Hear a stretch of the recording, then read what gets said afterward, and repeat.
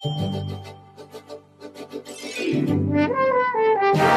is our final segment of our program, Jones and Company, and we are enjoying our conversation today with Mr. Julian Francis, who is the former governor of the Central Bank of the Bahamas. Godfrey Ines?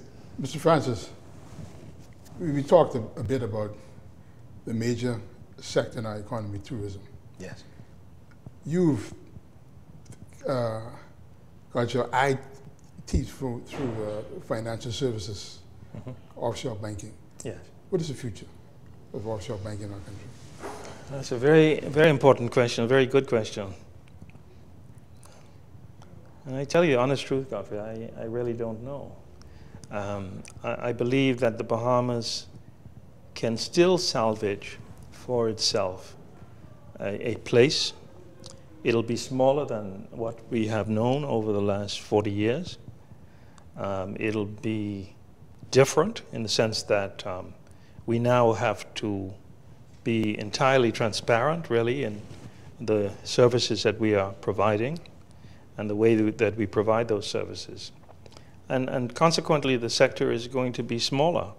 We are going to settle at a level of economic contribution to the economy which is significantly smaller than it was. 14 or 15% or something like that, right? Well, yeah, I mean, traditionally it's been somewhere between 15 and 20%. 15 and 20%. And I'm not saying that is going to be smaller because, you know, we don't know what happens to the entire economy. But I'm saying that the level of employment, the sort of economic contribution of the financial services sector to the economy, in real numbers, I believe, going forward, in the short term, certainly, will not be as robust as we have known. Now, I'm not saying that we're not going to be able to find our place and to find a new opportunity for ourselves. I still hope that you know, that's going to be possible. You know, we've got a lot of experience. We've got a lot of well-trained Bahamian professionals today, legal profession, the accounting profession as well, which some of them tie in very significantly into financial services. And so we are better equipped today than we've ever been. But fact is that there is tremendous pressure being exerted on us from outside. Essentially, I don't think it's a dramatization to say that the major taxing jurisdictions around the world really want to shut us down. Yes, yeah. They want to shut us down. Yeah. You know, and we have argued for 20 years. This is a very unfair, inappropriate action that these guys are taking. But we live in a kind of, I would almost say, a might makes right world from this point of view. And so we simply have to find a solution for ourselves which works. That's where we are. Mm-hmm. And we really are groping in the dark right now as to what that should be, that solution, eh? We are. And you know, the thing is, from time to time you hear some of the policymakers say that we have to be proactive and convince our detractors that we are serious, that we are cooperative, and so on. But the fact is, they'll never be convinced. They're moving the goalposts. They are always going to be moving the goalposts, no matter what we do. Yeah. So, you know, we need to think about that as well in formulating our strategy. You will never satisfy them. Never. I'm totally convinced of this. Having, you know, myself been involved, you know, for 20 years in this whole business. You were governor at the time when when they first attacked. Yeah, in 1980. Yes. Yeah. Well, in 2000. 2000. Really. That's 2000. when it really happened. 2000. Yeah. I remember interviewing in 2000 you is a what I number of meant. times. Yes. On the response to the blacklisting. Absolutely. That's right. And I must say, you as a governor, you did a fairly good job in shepherding the government or helping to assist with getting us out of that dilemma. Well, But this is a new day now. yeah. Let me say this. I mean, I appreciate your saying that, but truth is that it really, and it always is going to be actually, but it was the policy side of the government which charted the course even then. Yes, but they had to take some advice. I mean, the politicians, we all chipped in, I would say, yes. but the private sector as well, by the way. Yes. The private sector at that time, as now, played a very important role in assisting the government in formulating policy and so on. But you had I would say, a Ministry of Finance which was quite focused on the issues. Yeah. Mr. Francis, I'm among Bahamians who are concerned about the extent to which we are not using the amount of talent that we have in this country for policy formulation. We have seen the growth in the U.S. economy. They have what is near to full employment in the United States Absolutely. of America. Yeah. We still have very high unemployment in the Bahamas. Yeah. And we have resident in the Bahamas a tremendous amount of talent in financial services. Yeah. Shouldn't this be a concern to the government of the Bahamas that we should be about building capacity and using all of the talent that we have to move this economy forward?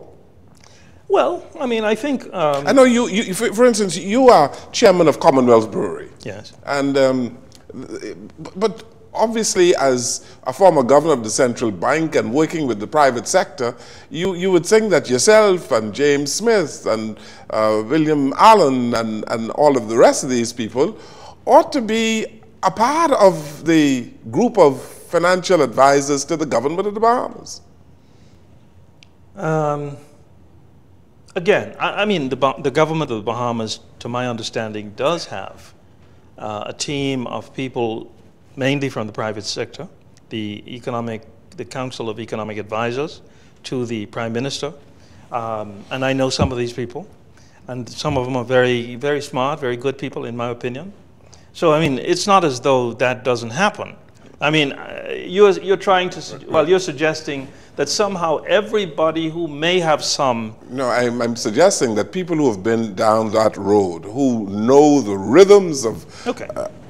Right? I can't disagree with that. Ought to be the people you are calling on. Look, I fully... Wendell, I think this is something... We have too many neophytes, no, this is something, Mr. Francis. This is something which we in the Bahamas do not do very well at all. Let me give you an example.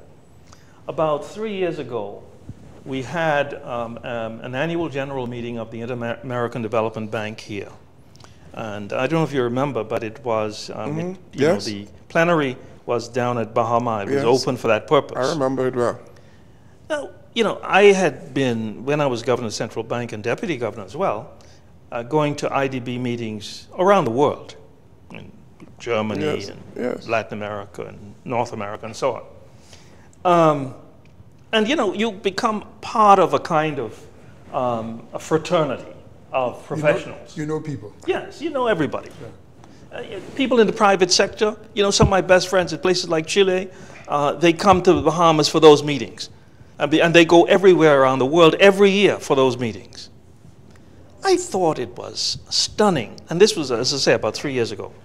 I thought it was stunning that our government would not have thought to officially invite former governors of the Central Bank of the Bahamas at least to one or two of these, you know, official sessions.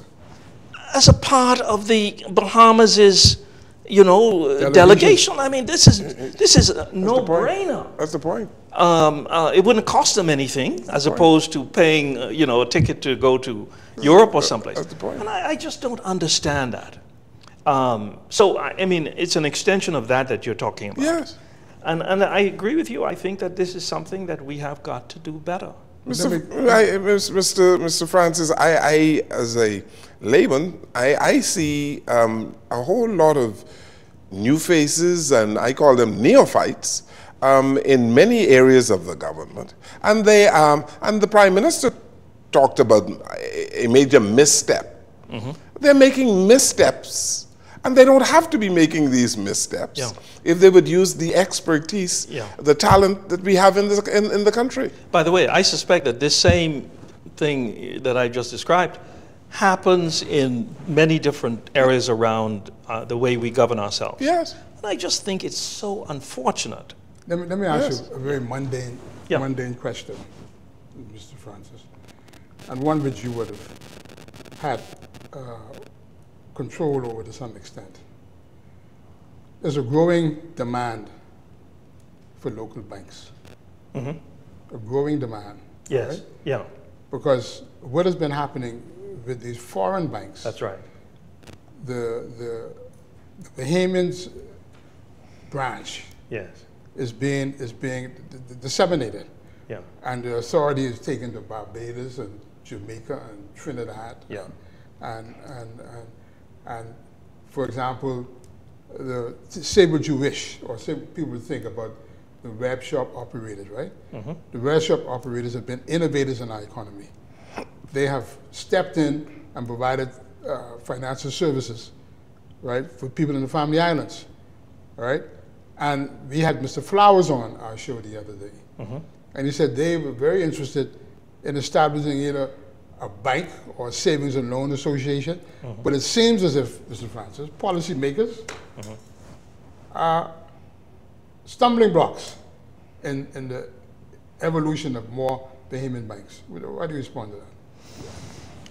Well, I fully agree with you that we have been losing banking services in the domestic banking sector.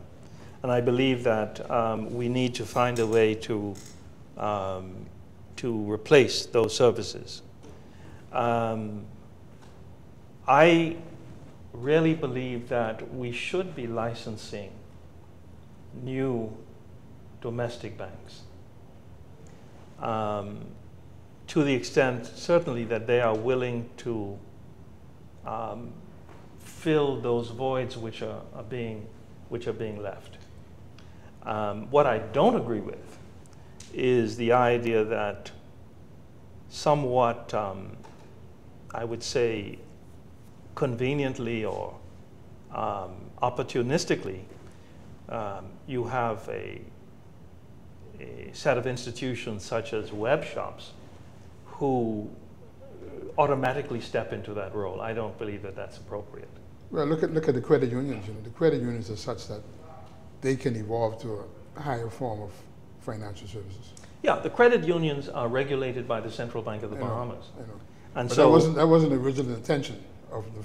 No, but I mean it is the case today. Yeah. And so I think it's an easier evolution from credit union to a bank. And so that would be my answer there. I don't know what Mr. Flowers had to say about it, but banking is a regulated business in our country, and it needs to be. And so anybody who is licensed as a bank needs to be somebody who passes through the regulatory system. Yeah. Yes. Yeah. And the credit unions would be the best vehicle for this. Well, I don't know if they would be the best. What I'm saying is that Godfrey mentioned credit unions. Yes. And I'm saying that it seems to me that the credit unions would be a quicker step up than the web shops. Yes. And since you have to have correspondent arrangements. Correct. Absolutely. Yes. That's right. That is very important. Absolutely. We have to recognize that there are some challenges which would have to be addressed in order for any government, I would say, to be comfortable with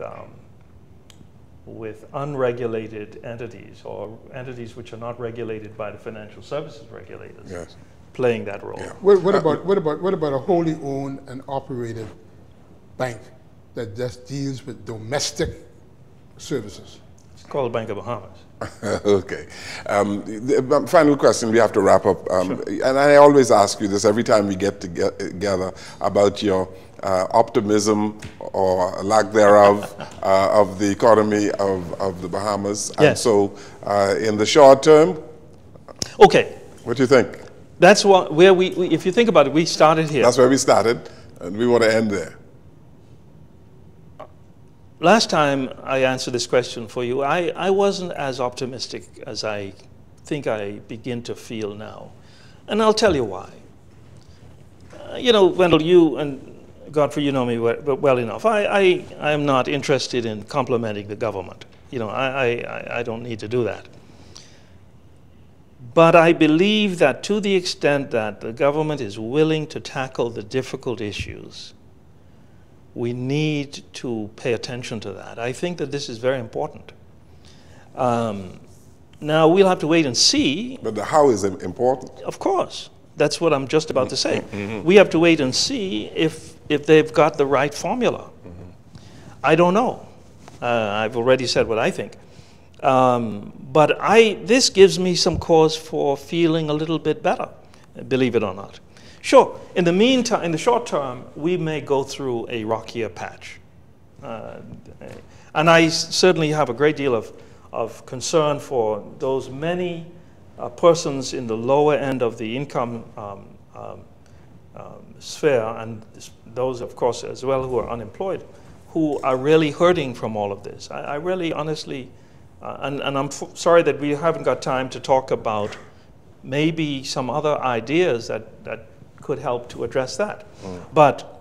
But I believe, nevertheless, that cleaning up the fiscal position of the Bahamas will be positive for the economy in the medium, longer term. I really believe that. So we have to hope that the prescription that the government is implementing is going to be successful. Thank you so very much, Mr. Francis. Always Pleasure. good to see you. Thank you for being here today. Pleasure. Thank you, Godfrey. Thank you very much. Thank you for watching and listening to our program today, and I'm sure that you had a well-rounded view of the economy of the Bahamas coming from one of our professionals in the country, Mr. Julian Francis, who served for 2 terms as Governor of the Central Bank. Thank you for watching and listening. Good evening, everyone. Thank you.